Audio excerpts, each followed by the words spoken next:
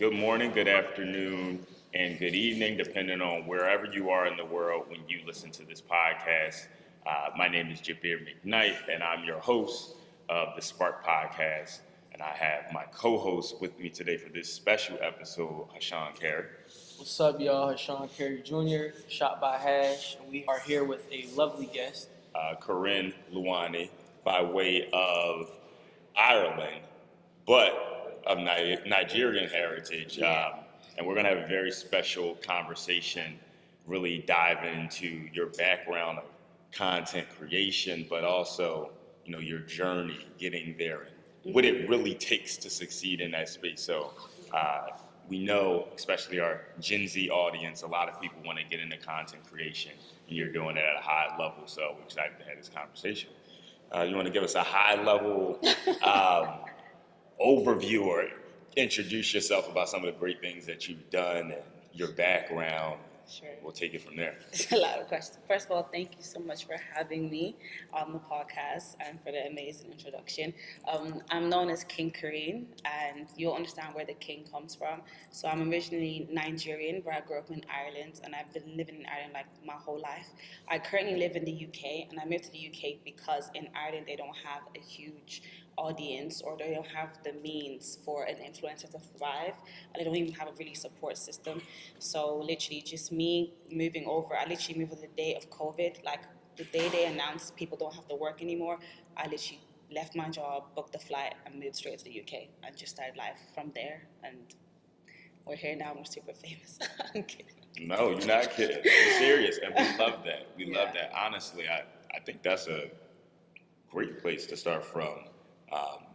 You were working, where were you working? I was working for a charity called Concern Worldwide. So we're on the street and we're signing people up for monthly subscriptions to obviously pay and support the charity. So I was working there for like a year while in uni. So I was in university studying my bachelor's degree, psychology, while working. Wow. Was that a nonprofit organization? Yes, a nonprofit organization. Mm-hmm. Were you creating content on the side while you were at the job? Yeah, so people would see me dressed in my uniform. People have pictures of me in the uniform. And they're like, oh my gosh, it's King Karine. And they're like, why are you working this job and you're like on Instagram? And I'm like, because why not, Yeah. So I was working it part-time. And at that time, I was working it full-time and doing influencing part-time. And at that time, like I was literally, because Ireland wasn't like on the map for social media, so I would be tagging the UK for my content. Yeah. So people would think I was British. So when they see me in real life, they're like, hey, like you're the girl on Instagram, like you live here. But the locals, my Irish people that knew who I was, they knew that obviously I was Irish when they'd see me on the street. Yeah. That's a good marketing strategy. That makes a lot of sense. Yeah, that's a little tip for y'all because I got an ebook and that's in there. But that's some tea. So before you moved and when you was just doing it on the side, like part time, what was your followers at? Like how many, fans did you have at the time? What was your following count looking like? I had I only hit 10K followers in like 2019. And so yeah, I started influencing, let's say when the day Snapchat came out in 2014, right? Mm. So 2014, I was on Snapchat and I was making like skits with my friends. We used to do random videos. We did a video one time that went viral. That was the first time I ever got like 1,000 views. Like we pretended my friend, God forbid, obviously, she fell ill and she was vomiting blood and it got sent all around because we were doing that kind of stuff. Yeah. Then I started to incorporate my fashion in there. So I started to get some followers on there. Then I was like, okay, you know what, let me post on Instagram too. And I begged my mom, I think I was like 16 to let me make an Instagram. So, 15. And I made the Instagram and I think I had only like 5,000, 2,000 followers. And that was good for me because I was getting like 1,000 likes. So I was doing that for a little while. Then when I deep, oh my gosh, this is making sense. And Davido actually came to Ireland for a concert and he recognized me in the crowd and brought me into his section. And that day I hit 10,000 followers and a hater deleted my account. But guess what? I'm on 100K now. Okay, so thank you for that little delete because it was my motivation. But yeah. I love that. Was there a moment, I would say during 2019, right, where you were really ratcheting it up? Was there a moment that occurred that made you really feel like while you were still working a job, you could do this full time?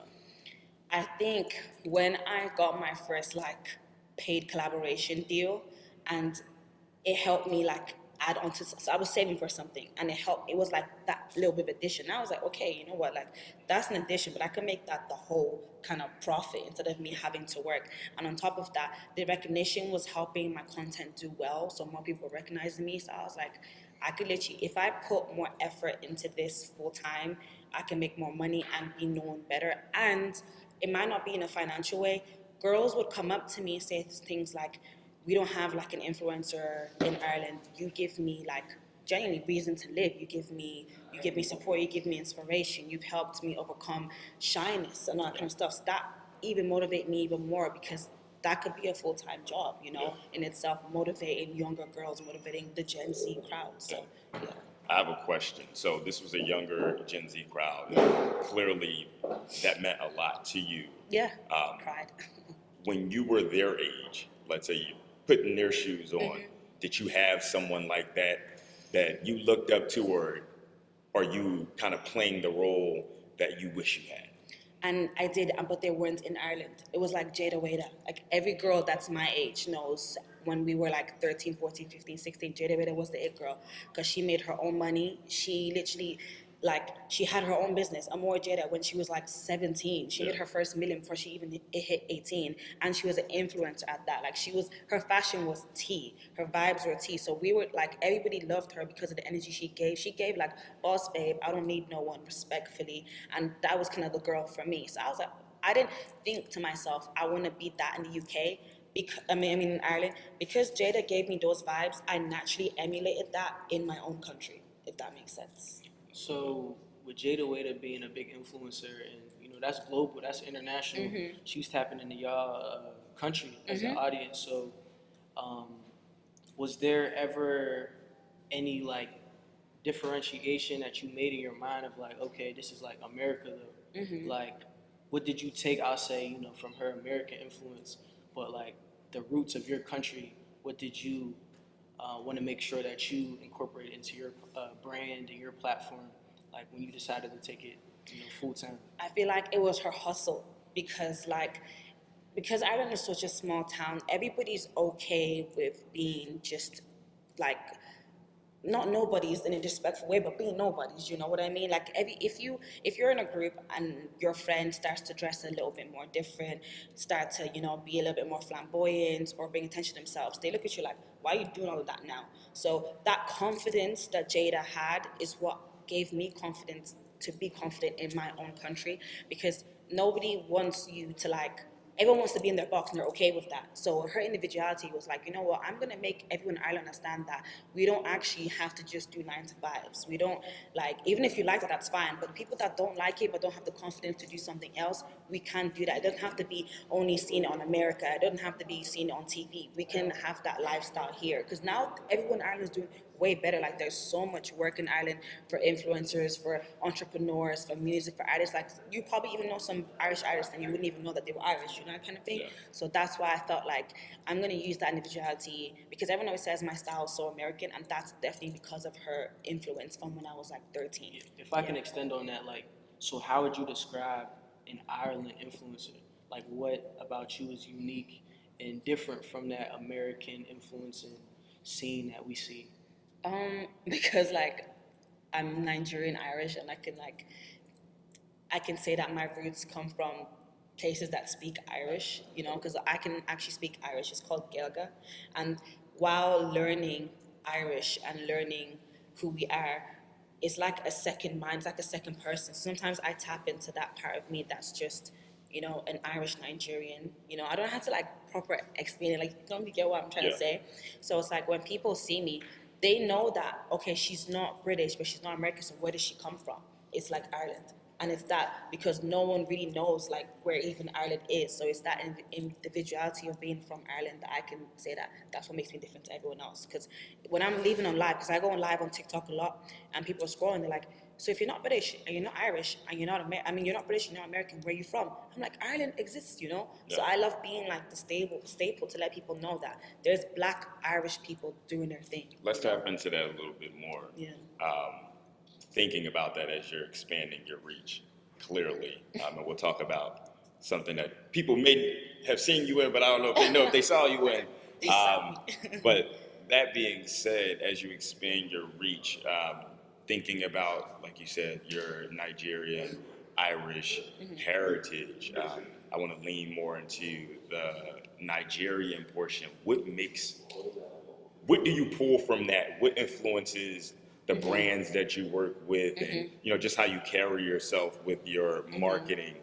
What part of your Nigerian heritage kind of influences that? Yeah. I'm gonna get a little African for them right here, but my mom always say, if you're gonna do something, make sure you do it well. Yeah. And that's how Nigerians are. We won't do anything, excuse my French, half-assed. We're only gonna put our 100%, and that's what fuels me. Like everyone says, like, I'm a hustler, I'm a go-getter. That's because Nigerians, they come from struggle, and even if you don't, but they know what it means to struggle. Yeah. And that's how I felt, because even if, okay, I grew up in Ireland or whatever, but I grew up with people not supporting or believing, my own mom not understanding what an influencer was until I started making the money. And she sat me down, she's like, okay, this thing that you're doing, explain it to me. And I'm like, you see yourself now? So that is what fuels. And on top of that, it's pride.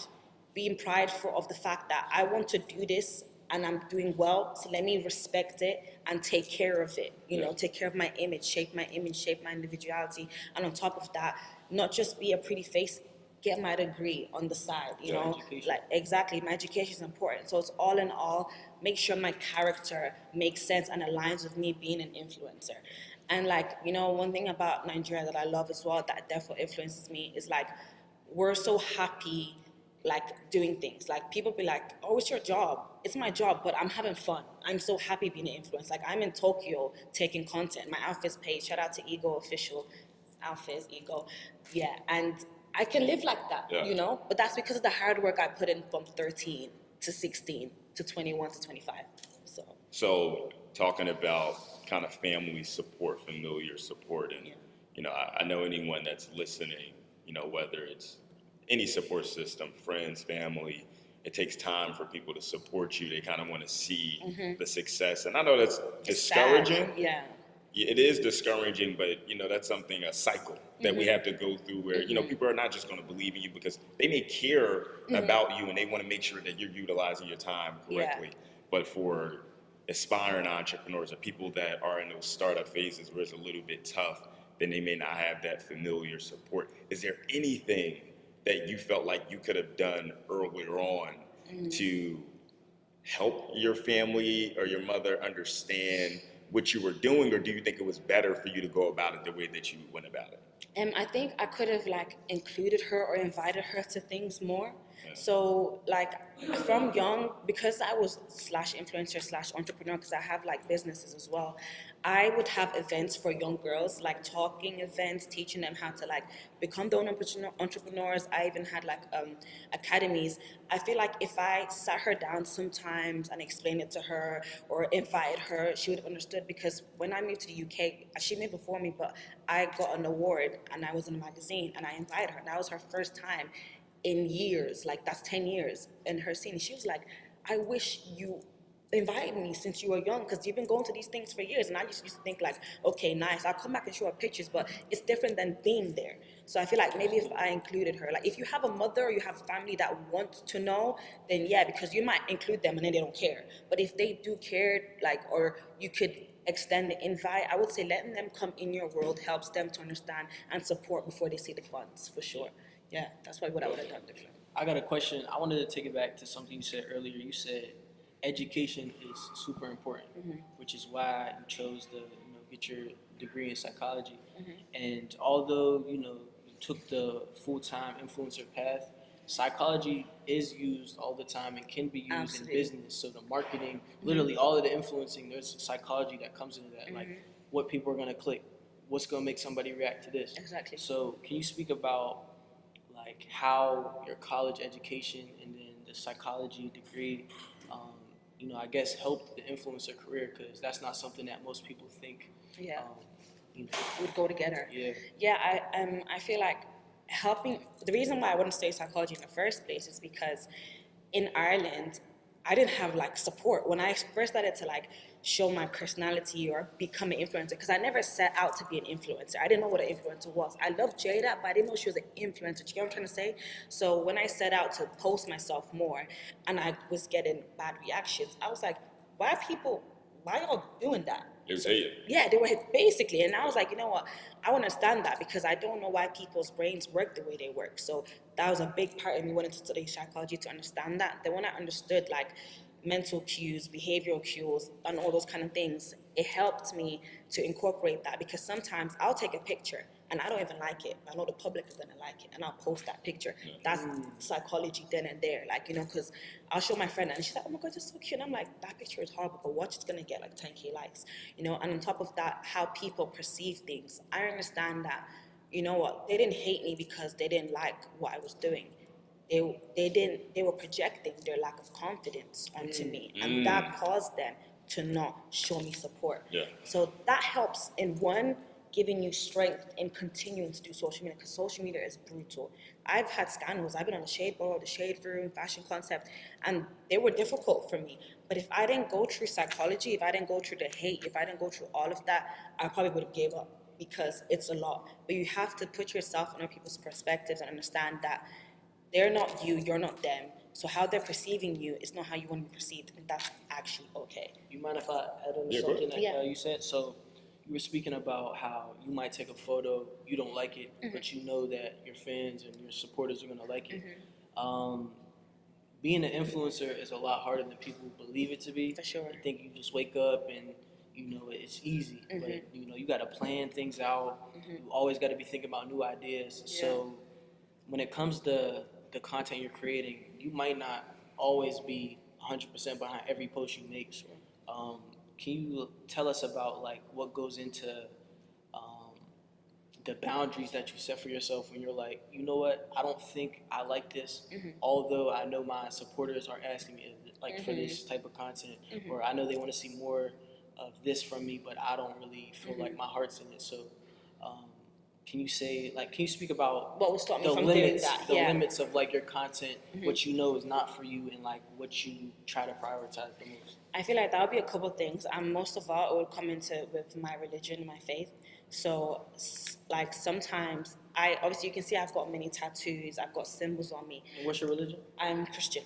Okay. Christian, yeah. So before I was born again and my walk with Christ, I used to like believe in astrology, for example. So I'm posting about Aquariuses, Libras, all that kind of stuff. And I know there's girls that find that stuff intriguing. Yeah. But I have to understand and take a step back and realize, like, you know what, that doesn't align with my path anymore. So I can't do stuff like that. And even like with how I'm dressing lately, like even if you think, oh, she dressed out right now, but there's still a modest tone to it, because it could have been head to toe. Do you know what I mean? And it's about how I carry myself, because younger girls are watching me. So even if I think, you know what, it's gonna be cute to everyone else, what about the younger girls that, even if it's gonna be cute to them, they're gonna think that's an okay thing to do.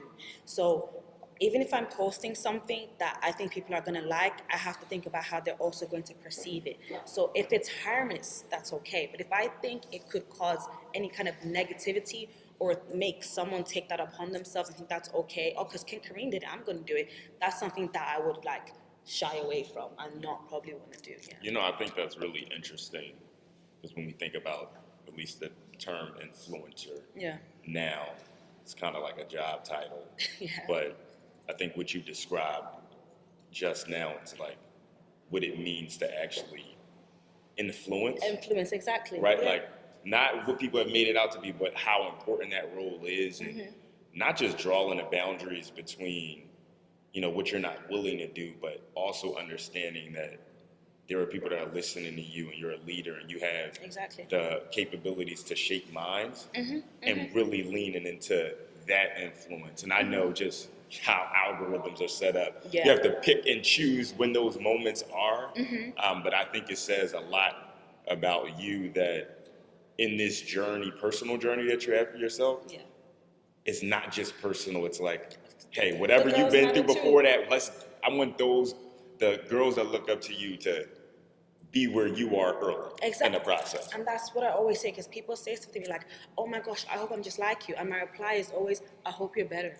I hope you're better. And they're like, why would you say that? You're doing great. And I'm like, I hope you do better because I had to go through too much to get here, you know? I'm glad because that's God's battle for me. I'm a tough soldier. But some people can be tough soldiers but smarter. Be smarter. Do you know what I mean? And how would you be smarter? If the person you're watching gives you better advice, you know? And there's a lot of things that's out there. I have a younger sister, I have a daughter, I have friends, I have nieces, I have, you know, and cousins, and I would love for them to look at me and see, you know, a good future, you know, and that's exactly what my influencing is, you know. I think that's important. Yeah. All right, cool. So another question that I have, I know we talked about your background. You do have a 2-year-old daughter. Yeah. Tell me about how important that is in your journey managing full-time content creation. And, you know, when we saying full-time, full-time. Like, this is not clock out. This is when you got to be on top of things. And you're always thinking about things, but you're also a full-time mom. And just tell us about that journey and how it kind of shifted the work that you're doing now. And actually, you know, not just the challenges, but what has made it good. Yeah, I was gonna start with that anyway. Yeah. I was gonna say she's my biggest motivator because when I look at her, you know, and I understand why people have children and have frustrations because when you look at that human, you want to give them everything. And wanting to give them everything and not being able to causes that internal frustration. That's where psychology comes along as well, because there's something called cognitive dissonance. And when your brain and your thoughts and your wishes are not aligning with your life's actions, our brains get angry. And you can take that anger out on your child, you can take that anger out on yourself. So when I see her, and I'm like, Majesty needs to look at me and say, Mommy, can I go to Disneyland tomorrow? And the flight's booked. Or, you know, Mommy, can I just have anything, you know, even if it's not materialistic, just peace. Constant peace for her, and that's what I want. So that's what motivates me and pushes me to take my Instagram, I call it Instagram, but my influencing very seriously, because it is a job for me now. You know, I live off of influencing. Like, I don't like get paid from other things. Like, that's my day-to-day life. Like, posting on Snapchat, TikTok, everything is for Instagram. So, like, a part of it has its downside because my life is so public. So funny enough, when I was pregnant, I didn't even announce my pregnancy. I was pregnant for like 4 months, 6 months, and I had a court case separate to that. It wasn't even me anyway. All charges dropped. Yeah. We ain't gonna talk about that. But a blog page, and that's, influencer King Karine, pregnant. Why would you do that, bro?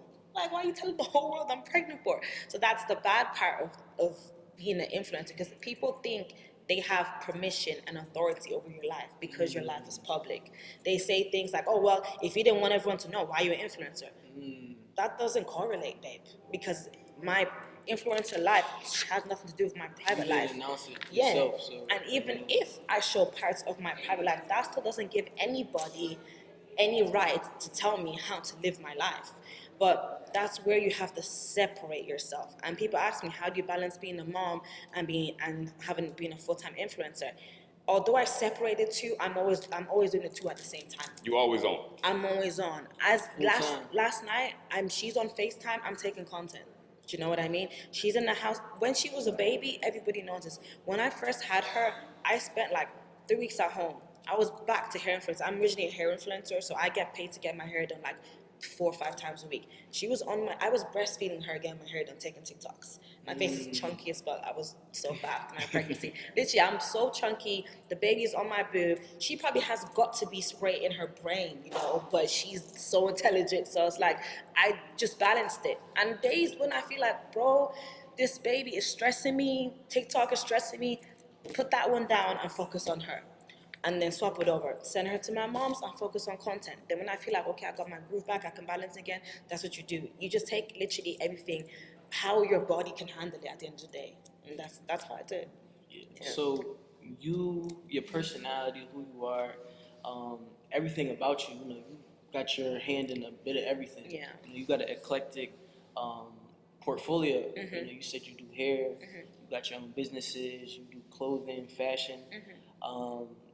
We had a conversation walking through Shibuya and all that. Yeah. When we first met, getting to know each other, and you shared with us that you had the opportunity to be in the Kalani music video. Oh, yes. So, you know, that's a major project. So congratulations for that. Thank you. Congrats. Yeah. So Congratulations to him too. Yeah, so that's amazing for you, but I want to know what has been the most impactful and like your favorite project that you've done thus far. That's dope. That's a great question. That's a tough one. I've done so much, and I call them side quests. It's so Side funny, quests. yeah, because I feel like my life is like this big. Anyway, one day the book will come out, but I feel like the biggest thing for me that I appreciate was a brand that I worked for. I worked with them for like 6 months, and funny enough, when they first reached out to me, they sent me a product to promote for them, and I took a picture of the product, and they were like, "Oh, that's what you're gonna do? Just post the picture." I was like, chill, like I'm just getting started kind of thing. And then I used the product for a little bit. It was good. I did my first TikTok. I sold them out. I made them bank. I worked with them for 6 months. And then as a gift, they sent me to Jamaica, flights paid for, accommodation, all inclusive, spending money, tipping money, which I didn't use to tip. Yeah, I'm gonna be honest. All because I did them good. Yeah. That was huge for me because I've worked with companies for a long time. I've made them loads of money. I made myself money, but they never showed me gratitude like that. That made me realize, like, wow, there's still people out there that think like me because that's something I would do. That's how I would show my appreciation. It's not about the flight. It's the principle of the fact that, like, we're gonna put all this money on your head because you did this for us. Yeah. Even though it was contract, when the contract ended, I kept going because I respected their brand and what they were doing. So that was probably huge for me. And I got to see Jamaica. My daughter's half Jamaican, so I always wanted to go there, first before her, then take her. So it was like 5 birds with 1 stone, Five birds with 1 stone. So I was happy with that. I thinking about exactly what you said. It's escaping me. I had a really good. Oh, sorry. I had a really good point. I love the 5 birds with 1 stone portion. I got You one. can jump in this. It'll come to me. Go ahead. So I was thinking, you mentioned this brand. So was this, big name commercial? Was this a No, small they're brand up actually and a small coming? brand, yeah. And the fact that you're able to even impact people's lives, inspire them, motivate them, but you're helping people make money and build generational wealth and do these things. What type of brand deals and partnerships do you like to do you like to part work of. with the most? Do you Yeah. like the big names, the big designers, all these well-known companies, or do you like to help the small businesses, the up-and-coming brands? I feel like it's a bit of both, but I mostly go for people who, like, what their message is behind, Okay. like what their reasoning for their brand is and who would even purchase their brand. Because I'm lucky enough that I have audiences all over, so I could sell anything. But I don't want to sell anything. I want to sell what's actually needed, what's actually useful. Like even specific my kind of fashion. Like I want people to see my outfit and think, yeah, absolutely, I can wear that on my holiday too. And I didn't even know what I was gonna wear. So like obviously, if Chanel reached out to me, I'm gonna take it, Chanel. Don't get it twisted. But if like small people who like, oh hi, Karine, you're a hair influencer. I started doing hair. I can't seem to get any customers. Everybody knows if you're scrolling down on TikTok, you see Karine getting her hair done, you're gonna stop. Yeah. The person does my hair. Oh, it's nice. Oh my gosh, she lives close to me. That's a customer. Okay. That's my way of trying to help. Because I'll be getting my hair done on live, and then I can see their booking system. This person just booked because they're getting their hair done.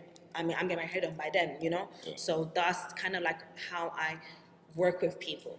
So a brand doesn't really have any following. They're not known. You got 100K. You're verified. They're intimidated. Like, whoa, she wouldn't want to work with me. For those people out there interested in working with you, like, DM me. What's the best way to get a hold of you, and what are you looking for? How does a brand distinguish themselves versus somebody else? And you like, okay, I know they're about business, and I think I'm willing to put my brand, with them. First of all, if you want to reach me, it's kingkarinepr@gmail.com. It's on my bio anyway, King Karine. But I feel like when I read the email, it's not like, oh, tell me your whole life story. It's more like I just want to know why me. When even if I have 100K, there's people with 200K, there's people with 50K, and they probably do better, more, whatever. But I just want to understand why I'm a necessity to your brand. It's not just because you're just trying to get the content out there. No, I want to feel valued, because I will value your time for choosing me in the first place. And because when a brand reaches out to you or whatever, and I could tell you my rate, and if I'm going to tell you my rate and you're just going to be like, you know what, now you're good. That just shows it's not that you didn't care about what I could do for you. You just wanted to get a quick promo. And I don't want that. I want people that want to work with me because they see the importance of what I will do for their brand. So you should want to pay me my rate because you know it's going to be worth it. So if that's not the vibe, then you could work with somebody else. Oh, let's dive into that a little bit, into the background about entrepreneurship, like the actual business of this work. I know you talked about your rate, you talked about partnerships and contracts. I like a three-parter, but I'm gonna ask them one at a time. So No problem. So we don't get too jacked up. But in terms of your rate, tell us about that journey to get to where you are now. Honestly. I'm sure there were moments where you came in low and you realized that what you were charging didn't add up in terms of the time that you were putting into it. And then there were moments where you may have gone high and you lost a client, an opportunity that you wanted, and then there's a sweet spot, right? Yeah. So tell me about that journey. That was hard because with hair influencing, you know, the real hair influencers, they make money. But when it starts off, like TikTok, they want to pay you 4 videos, 1 month bio. Sorry, I'm talking in terms that people understand. 3 IG posts and 10 HD photos for £100. Baby, I'll blow £100 in a minute. Don't tell me about that. I'm not gonna do that, you know, at the beginning. But I was so excited. I was like, oh my gosh, you're gonna pay me £100 for all this? Then I remember one day after making the 4th TikTok 10th picture, I was like, I can't do this no more. Like £100 is not it, and that's flat extortion, and they don't even care. Like they think it's gonna be so easy for you. But then I realized when it comes to hair influencing, these brands, it's mostly like, if it's not, it has different parts, right? For hair influencing, you might get a bundle, you might get extensions from a vendor, like from China, Asia, whatever it is. But you might get an Instagram boutique, and that's like a girl like me that sells hair. Her budget is going to be different to those companies' budgets. They have money to spend, but they're not the ones that want to pay you. Now, little miss from France that just wants to get her hair out, she's going to want to pay you. So I knew how to differentiate from them. So I could charge her, you know, my lower rate for the same thing they're asking for, but I'm going to ask them for more because they're from 2 different worlds. Do you know that kind of thing? So when I got to understand that, I'm making more either out. Because people, whenever I send my rates to my friends, for example, they're like, why are you charging that for? And I was like, think about it. I do packages. I could do a TikTok, Instagram, and Snapchat for this price. You're going to see that and like jump. I'm like, great. But then when you do the individuals, it's more expensive. And they're thinking, but you're not making money. I'm like, you're not thinking straight, because people want every single they want it on every single profile. They want to maximize it on all of King Karine's account. So I know they're going to go for that. So I'd rather make a big chunk loads of times than one big chunk once. That just doesn't make sense. And there's a time when I got reached out to come out, so upset. I got reached out to come to Canada for a booking, da-da-da. And I'm thinking, y'all in Canada, y'all got money, so let me give her the higher rate. They didn't even reply me. I was like, okay, humbled. Next time, I know how I'm going to maneuver that. It wasn't like humbled, sad, crying for days. It was just like, okay, you know what? You thought you were that. Now you got to make yourself that. So next time they are going to reply you and be like, bet, you know, send the invoice. So, you know, that's how it goes. That's literally how it goes. Yeah, I think that's a great point in it for, again, Gen Z audience, especially people that are leaning towards entrepreneurship. And you talked about you working within a foundation, a charity, right? Regardless of the work that you're doing, it's based on systems, right? If you're an entrepreneur, you've created a system for yourself, right? If you're working for a company, whether it's an academia, whether it's a foundation, whether it is corporate, you are a cog in a machine to a system that's already created. How important was it kind of understanding the work that you did previously for someone else and understanding how you needed to work structure for myself. Your entrepreneurship? Exactly. Great question. Yeah, because I realized, even in terms of me being King Karine, I'm a brand. So I realized the customer service I used to have to give people that didn't want to sign up with me, I have to give the same people that don't want to pay me my rate. The customer service I had to give to people who were just interested and wanted to just hear stuff, same thing. People who come and say, hi, I want to know what is it, and then you don't hear from them again. And when you're on the come up as an influencer, anyone that wants to be one, you're going to feel like no one wants to work with me. But that's like when you're in a call center and people just keep calling to get information out. You never know when they're going to come back and be ready to pay. So you were trained to have good customer service, right? That's the same thing when it's your own self that you work for. I had to realize I can't put my feelings into this, because if I was working for the white man, I couldn't put my feelings into it then. So why am I going to start now? Because I'm working for myself. So that was that was probably one of the most important things, because customer service is everything in anything that you do. How you deal with human beings is very, very important, because that can help you go from here or go from there. Because think about how we met. Now we're sitting here doing a podcast. I could have been rude and been like, I'm not interested in your guys, I don't talk to you, that kind of thing. So I feel like that's probably one of the most important things for me when I factored in and went into being an entrepreneur in myself. Yeah, I think that's big, and something that you touched on about customer service. And I have this, not analogy, but just like a small way of looking at it when we're talking about customer satisfaction.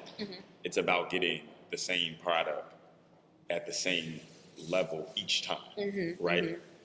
And whether if you go to a 7-Eleven, just because we're in Tokyo right now, if you go to 7-Eleven and you buy a bottle of water or you buy a bag of chips, you're not going in and saying, I want some Doritos today, and then I want some Doritos tomorrow. If there's not the same amount of chips in the bag each time, then something went wrong. Yeah. Now, if there was more chips in the bag, You're good. it's like you're good, but I know I'm going to have just this amount. I think that speaks to what you're saying right now. Yeah. Regardless of if you're interacting with a client or a potential client, because every person that's not a client is a potential client, exactly. right? They may grab those bag of chips and decide they don't want them and put them back. Yeah. But they know it's there. It's there, exactly. And that's the point I'm trying to make. Like, I know, although that Canadian company didn't get back, I'm not crying thinking that's gone. They may just be waiting till they have the funds for King Karine. But if I was not thinking about it from an entrepreneur perspective, I'll be feeling like crap. And I could probably even want to give up and feel like that could be a huge setback for me. But that mentality is very important, because the company, knowing that someone today, when they do the flow count, today we're a bit under, or like, I don't know how it works anymore, because I live in my world now, but let's say you didn't make what you made yesterday. The company's not going to close shop. They know that that's just how life fluctuates, but they're going to make sure that tomorrow everything's going to be the exact same that it needs to be for the newcomers, or for that one client that left and came and going to come back tomorrow. That's that same thing you kind of said. For sure, but you said it way cooler and in content creation words. Yeah. I thought I even confused it a little bit. No, I don't think you did. You killed Okay, it. You good. good, yeah. So the second part, I know you have set rates, right? But there's always, fixed rates, and then there are some variables where, if some things are, again, I guess variables covered that, but little things are different. You're going to add some additional costs.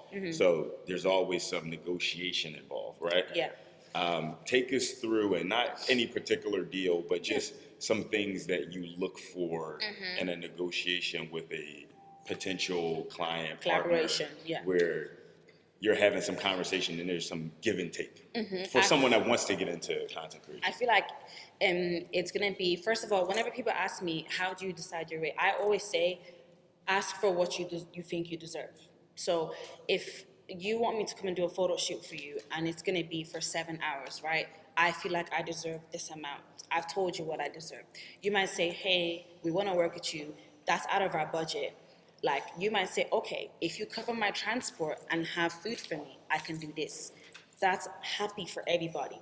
Because if you can't even feed me and you don't want to pay my rate, why am I going to work with you? You don't even respect me. I'm just a body to you. Do you know what I mean? Yeah. So that's how I do things. And that's for a shoot. That could be for hair as well. Okay, we want to send you the wig. The hair is raw hair. There's different grades to hair. I'm going to teach y'all guys. There's raw, there's virgin raw. There's like different grades. So I'm What do going you to... got? So what's the top? The top is raw. Okay. Like real good raw hair. So like some people might, if you can't afford, you might do just virgin. That's still kind of good. Then there's like synthetic and like AliExpress hair. So Sometimes virgin that's is not like good. second? So yeah, virgin's like second, Okay. yeah. So you're telling me you're gonna give me raw bundles, you want me to do promo. You're gonna cover the person that's gonna do my hair, you're gonna cover my transport there. That's fine, you don't have to pay me because the bundle itself is probably worth like already what I'm getting paid. Yeah. But if you're gonna give me like virgin hair, or you're gonna give me like, not virgin, like just not the best quality, So you're not gonna realize that. You have to keep me here. The hair you're giving me, when I do the content and it doesn't look good, that's gonna affect my content because everyone knows King Karine looks perfect. That's gonna affect your brand because I'm promoting you and it didn't even look good. So I didn't get paid. Don't even look nice. You're not happy now. That's not even worth it. Yeah. So if let's say now you give me the hair, it's not that great. You paid me, and I'm on my way. Everybody's happy. Essentially lies up on us. But yeah, everybody's happy. That's how everybody can compromise. Like it has to be a place where I'm happy as the client, but I'm also an individual, and that's why influencing is different to other kind of jobs, even though it is a job, because you and yourself, you are the brand. Like models are the actual product. Yeah. So if that product is not happy for the consumer, which is basically me, then why would I even want to do that collaboration with you? So it just depends honestly on how they are, and you can kind of tell when someone doesn't even care, or the person you're working with is just like, oh well, we've already paid you, so you get here by yourself, or oh, we've already did it, so then I even just shut it all down, because that energy is going to even put me off. I'm not going to be working to my A game, But that's why it's different, because if you're in a 9 to 5, if you're sick, you can't call in sick. I can call in sick. And that's what's so great about being an entrepreneur. But I'm calling sick, but I'm not getting paid. You're calling sick and you're getting paid. So you see the difference. It's like, damn. So you spoke about influencing being your job, influencing is your career, but I want to ask, and if you're open to sharing, what are some of your short-term goals and long-term goals? Is influencing what you want to do for the rest of your life? Is this to get you in the full-time acting career? Like, what's the plan? I'm usually not the kind of person that likes to tell my future, because in psychology it always says when you talk about what you want to do in life, there's a part of your brain that thinks you've already done it because of that excitement. But it's kind of out there already. I wouldn't be a prison therapist because I feel like the prison population is just a population that's so neglected, and it's very, very sad. And I want to be a prison therapist in, like, I won't say the country, but that's something that I would like to do. So with my psychology degree Can right you integrate now, that? Or would it be like you put the influence no, on I wouldn't. hold? I'm gonna actually probably just just be super famous as a prison therapist, but I won't be doing influencing Can't do anymore. no content, right? No, I won't do no content, because when I first moved to the UK, I actually did like a 2-week placement in like a prison. I won't say it, but because people might think this is so shallow, but because of my beauty, they couldn't even concentrate. They couldn't even deep that. She's actually coming in here to talk to us and help us. So I realized, okay, cool.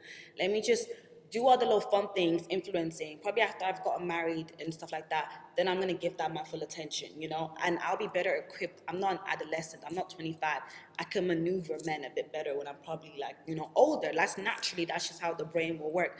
So that's something that I want to do. And before that, I need to get my master's in applied developmental training and psychiatry, because I want to also be able to prescribe drugs. And so you're going back to school? yeah, I'm going back to school. Yeah, for sure, in Jesus' name, because no evil eye is gonna get me. In Jesus' name, I'm going back to school. That's I'm dope. gonna get that Amen. degree. Facts. Amen. Amen. Facts. Are you not Amen. Christian? You Yeah, Muslim? I'm Muslim, but amen. Okay. We can clap Say for that, Allah, boy. alhamdulillah. But yeah, no, Education. I definitely want to get that, because I feel like God wants me to help. And right now, All glory to God. yeah, Facts. right now the help he wants me to do is using my influence to bring people closer to him. Then when I go that other way, is using my influence and my brain to help get those poor souls out of jail and back to him again. I love that. That's I what love I that. think, yeah. Hey, give another I was one. unexpecting. That was dope. What do you think I was gonna be a Get nurse? that done. No, I just didn't know, but Yeah. like, that's dope. Yeah. I think that's amazing. One of the things that we talked about earlier, we were chatting about cultural intelligence. There's a lot of conversation in and around IQ, like your actual intellect. There's conversations around EQ, which is, of course, like your emotional intelligence. But a lot of people are not talking about cultural intelligence and how important that is in a shrinking world. Yeah. Right? We're becoming increasingly global in everything that we do, whether that's industry, whether that's relationships, whether that's personal and how we interact across social media. It's shrunk the world, right? Yeah. Even how we all met, like just having a small conversation and being human, and also being able to connect, although we come from different places. How important is cultural intelligence in the work that you do, since you are working with brands across, I wouldn't say cross borders, right? Yeah. Like whether it's in North America, whether it's in Europe, West or East Europe, Asia? Like, how important is that? I think it's very important because of I need to understand how people perceive things. Because me as a Nigerian and who I am and have been raised culturally, there's things I can do that Nigerians are gonna think okay, and everyone else is gonna be like, what the hell is going on? Yeah. So, like, for example, a brand that I work reached out to me and they want me to do like this Halloween edit, and it's like devils and angels. I can't do that as a Nigerian. That's nuts. I can't be out here dressing like that, you know? And for me, King Karina needs to get paid. I now have to put that culture in and understanding like this is something that cannot happen. I have to tell them, I'm sorry, I can't work with you guys on this basis because my mom's not going to be happy with me dressing like that, posting that kind of thing. And the people that follow me and look at me from behind that come from Africa are also not going to be like, why are you doing that? That kind of thing. It's like selling out. Yes, exactly. And then it's the same for them because, people were saying before I came, oh, don't go to Tokyo and embarrass us and like not respect our culture. And it's like, okay, me as an influencer, I'm coming to Tokyo. That's true. I have to make sure I'm respectful to them. I can't go to the temple and do a pose because I want to do influencing when I'm in Japan, when that's disrespectful to the Japanese temple. That kind of thing. So I feel like that's why it's very, very, very important. And because of my own importance of my own values of culture, it helps me to take in everybody else's culture. I love that you said that. One of the things, again, that we talked about is having cultural understanding and having respect for culture. It is a knowledge exchange. It goes both ways. And I think one of the things you just said was understanding your own values, understanding where they come from, the foundation of them, and why they're important. Because you're not just traveling the world to just learn other people's culture, but it's also you're representing where you come from, not just your brand, but your bloodline, your lineage, the diaspora, and how you communicate that is extremely important. And I really think that's extremely awesome. I see the threads kind of weaved and everything that you do. No, my mom did a great job. Can I extend on that? Shout out to mom. Shout out to mom. So, I think that's amazing. I'm proud that you're that grounded. I'm proud of you for that. Like a lot of people, when they get that money coming to them and the check, it's hard. People start, selling out, switching up. But that foundation is very important. But although you got the culture, cultural knowledge, your foundation, your values, you are a human being. And although you're an influencer with a platform and a brand, again, at your core, you're a human being. Just a humanoid. Like all humans, we make mistakes. So with your platform, you spoke about being on the Shade Room, some other blogs. Cancel culture could be the death of a lot of influencing careers. This social media personality stuff. It's like, can you talk to us about the risks that come with, the cancel culture? And if you make one bad mistake, it could be detrimental. Like, how do you navigate that and that pressure? I feel like it's because it's like how you say things on social media, Like when I'm on live sometimes, because I go live all the time, like people who know me will understand what I'm saying on live. I just get so comfortable and I'm just talking to them and I realize, oh, I can't be so comfortable because there's people who don't know who the heck King Karine is and they're just going to see a random person is just saying random stuff. So you have to be careful what you say because people can perceive things anyway, or people can crop something and put that out there. And social media don't wait for you to explain nothing. You're not even going to get your chance to explain. When you do explain, there's already 101 opinions formed about you. So that's where the difficulty comes in. But you as well as a person, don't lose your values. If there's things you don't agree with, stay on them, stick on them. Like I said about me being Christian, like I'm standing on the fact that I'm not gonna be out here saying I'm an Aquarius anymore because that's it is. If you guys think, oh, she's not cool no more, or she's not doing things she's doing no more, yes, that's because now me, Karine, that's not what I associate with no more. And it's okay to change. People think you can't change. And that's why cancel culture is literal, excuse my French, but bullshit. Because you could say something when you were 21 and grow up and go through life and change. And even if you don't come out and apologize, in your own private time, you had that change within yourself, because everything on social media is not real sometimes. And that's what people forget, and that's one thing I hear about cancel culture. Unless someone actually flat out did something wrong, just because they said something or did something on social media doesn't mean the whole world has to end, because you could be ending their finances. You could be ending the support they're giving to other people. And people don't deep how far that goes. Like with Nigerian stuff, like me being like having money now, whatever, like my parents, I have to support my parents. I have to support my siblings. And if I now came out and said X, Y, and Z, and you're like, you know what, F King Karine, we don't care about her no more. You lot canceled me. My daughter, God forbid, what if my daughter can't eat no more? People don't think about it to that extent. And that's one thing I think I hear about cancel culture. But prevention is better than cure. So don't be out here saying dumb shit. Yeah. I got to follow I think something that you said is extremely important. I want to make sure that we continue to connect things, Yeah. right? You talked about your values and leaning into them and understanding that you're a human and communicating that. Yeah. And Hash, to your point about cancel culture, I see, at least just from my vantage point, most people that are susceptible to actually being canceled are people that are riding waves, Yeah. or they don't have a actual human connection to the people that they're engaging with. Yeah. And what I hear from you is you communicate that, but you also know your values, and you don't take opportunities that don't align with them. Yeah. So whether it's in hindsight or people are following currently and presently, they can see that you're doing things that align with who you are. So a mistake, while of course things can always be detrimental, it's not like groundbreaking, earth-shattering, because these things align with what you're doing. That's who what I I'm am. Yeah, no, for sure. I'm not gonna say I can't get canceled, but they're not gonna come and cancel King Kareem for no dumb shit. Yeah. Yeah, for sure. Because I did, you know, I'm sure people are gonna research it now about the fraud situation or whatever, the court case. Like, people don't actually read sometimes. Yeah. If you go and read, there's 2 articles out there. There's my initial arrest and there's my dropped of all charges. People will purposely stop after the initial arrest and formulate an opinion off of me based on that.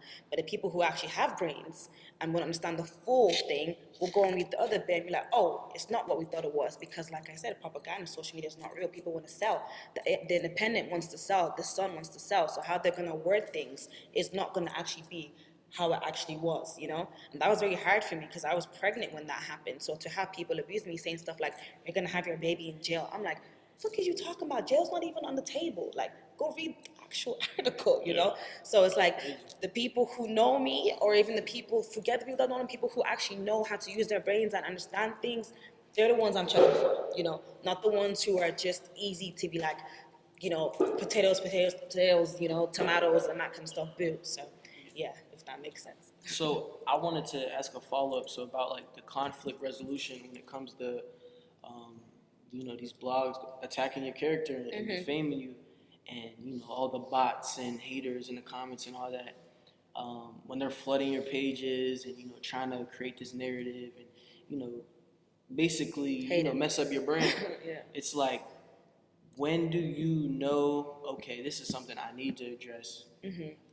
And then when is it like, I'm gonna let them talk, because if I speak on this, I'm gonna give something like life that doesn't deserve it, because I know what it is. Like, when do you know, how do you kind of differentiate what action is required? First of all, I'm going to pray. I'm going to pray, and God's going to tell me what to do 100% of the time. I'm lucky that, you know, I haven't had to have some big public thing, because when the first everything I ever got be put in the blogs for, I didn't even come out and try to like apologize or explain myself, because I know what I meant. And if I know what I meant, my brain works. You're purposely trying to not understand what I meant, and you're purposely trying to defame me and make me feel bad. So I just don't even care about you. And you have your own stuff that you need to work on personally. So if it's like, okay, oh, Karine, no, maybe people didn't actually know what you meant, you gotta clear that up. That's when I would need to clear something up. But if it's flat out, like, And you might say, oh, flat out to you, but it's not flat out to other people. Some things are just flat out. Some things are black and white, because that's why there's black and white, you know? So that's when it would depend on me needing to speak on something after praying, of course. I like that. I think that's the difference between responding versus reacting. And it sounds like you talk to God first, sit with it, and then respond accordingly. And I think that's extremely important. It fits what you're talking about in regards to customer service, customer interaction, PR, branding, right? Psychology. So, because if Karene's out here just always, replying, it just looks like an erratic ass worker. That worker that's just always going off. And then why did she get fired yet? You know what I mean? I don't want to be her. I'm not trying to get fired. So, you have to pick and choose properly. I love that. I love that. I have one more question. If you have one, and then we'll close it out. How important is it, you would say, to our viewers about leaning into your strengths? What I'm hearing, even in content creation, your background in psychology, right? What you want to do in the future in terms of therapy to a particular audience. You seem laser focused in what you're interested in, what your strengths are, your hobbies. Like, how important do you think that is, weaving those themes together into the work that you're doing? Because we have a lot of people that focus on, hey, I'm not good in this one area, I need to get better at that. But from my experience, people that lean into their strengths and focus on those are the most successful. And I see what I'm hearing from you is kind of similar. Because it's just flat out. It's like, why am I going to focus on things I can't do? Yeah. Like, let me strengthen what I'm so amazing at even better. Because when I first started studying psychology and I noticed my interest and how I'm a great explainer. This is not me tooting my own horn. I'm going to list things I'm good at. I'm a great explainer. I'm very good at understanding. I can communicate with people really well. Like, even having been in Japan, I'm already telling them, Kumasai, all those kind of things. And my friend looked at me like, chill, bro. And I'm like, you don't understand, but it's important, because in order for me to get that satisfaction of I went to Japan and I had the full experience, I need to delve into that side of me that is so good at communication because of that. Yeah. If I was just rolling around like, oh, I barely understand, so I'm just gonna just live here and just exist and not enjoy it, then I wouldn't enjoy it. But I know I'm that kind of person, so I sharpen that all the time. Everything in me that I know is good, I make better. And I feel like everybody should do that. And I always say, because my friend, like I said to her, don't be your biggest critic and your worst motivator. That doesn't make any sense. Because when the outside world, that's a bar. when the outside world is against you. Nah, you went crazy. That's a bar. I gotta keep going. That's a bar. But it's true though, because I was, and that's why it's personal. I was growing up, when I wasn't getting that support, I started to like downsize myself too. Then I was like one day like, broski, you're bad. Like, why are you like, no, because why are you just being mean to yourself? Because if everyone's mean to you, you're mean to you, then who's gonna be nice to you? Start here first. Yeah. So start here first, find what's so amazing about you and love them so hard, and you're gonna do amazing. Yeah. That's amazing. Self-esteem, self-love, and knowing confidence. thyself. Because God loves you more than anybody, first of all. So if that guy loves you and you love you, nobody can do shit to you. Know thyself. That's important. Yeah. I guess my last question for you is, I saw when we connected on Snapchat or whatever, seen your Snapchat. You posted something. It was a TikTok, and the caption was something along the lines of, to my younger self. Oh yeah. I want you to know we made it. We in Tokyo. You always dreamed of being here. So Yeah. congrats for that. We can clap for that. Thank you. You made it happen. So my question to you is, now where you are, you're here in Tokyo, Japan. I'd like to ask you if you could, speak to your younger self, because there's somebody out there that, is inspired by you, and they're watching your journey, and they're like, I can't wait till I can do it. She's giving me so much hope in life. Like, I know I'll get there one day. Like, you can speak to your younger self, speak to the world, and the young women and even men, who support your journey. Like, just give them a powerful message, and speak to your younger self. I would say, first of all, find God earlier. That's what I would tell my younger self first, because the moment I found God, everything just fell into place for me. And finding God helped me find myself. Then when I found myself, I was able to find people that would help me. And a prayer that my mom always said to me is, ask God to find your destiny helper for you. And a destiny helper is someone that's going to help you to be where you want to be. And that could be a stranger that opens a door for you, opens a door for you to go into the ramen shop. But that in the spiritual world is them opening doors that's going to get you to where you need to go. But that all begins with finding God. And that's by having peace and self-love and private times. We're always just surrounded by people, and I feel like when I was younger I used to hate being alone. So I would tell myself now, like, enjoy all those times that you were just by yourself. Now you're even tired of people, but I'm kidding. But enjoy those times that you're by yourself, because those private times and intimate times with yourself is intimate times with him. And that was the most important thing for me now. Like, I don't play about my private time with God. I don't play about my private time with myself, because myself is what's doing everything that I'm doing today. So that's what I would say. And if you're not religious, I'm still going to tell you to find yourself, true God, true whatever, Allah, whoever it is that you look to. But for me, I would say, yeah, honestly, find God and then find yourself. And appreciate that time. Take it easy, You'll get there. Everybody's going to get there. Because everything that you want and everything that you need is already out there. You just have to go and get it. Literally. Like, I know I already have, I'm a billionaire in the future. I know she is. Like, and that's why you want it so bad. Because do you ever think sometimes when you really, really want something, why did you want it? Your future self already has it.